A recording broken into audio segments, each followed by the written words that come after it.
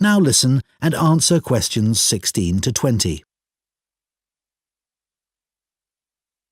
OK, so let's take a look at some of the work areas that we need volunteers for and the sort of things that would help you in those. You may wish simply to help us raise money.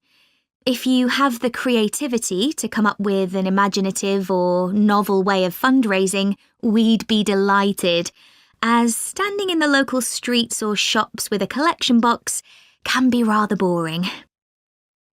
One outdoor activity that we need volunteers for is litter collection, and for this, it's useful if you can walk for long periods, sometimes uphill. Some of our regular collectors are quite elderly, but very active and keen to protect the environment. If you enjoy working with children, we have 3 vacancies for what are called playmates. These volunteers help children learn about staying healthy through a range of out-of-school activities. You don't need to have children yourself, but it's good if you know something about nutrition and can give clear instructions. If that doesn't appeal to you, maybe you would be interested in helping out at our story club for disabled children, especially if you have done some acting.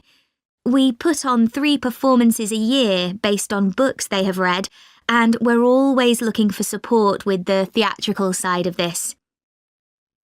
The last area I'll mention today is first aid. Volunteers who join this group can end up teaching others in vulnerable groups who may be at risk of injury. Initially, though, your priority will be to take in a lot of information and not forget any important steps or details. Right, so does anyone have any questions for me about it?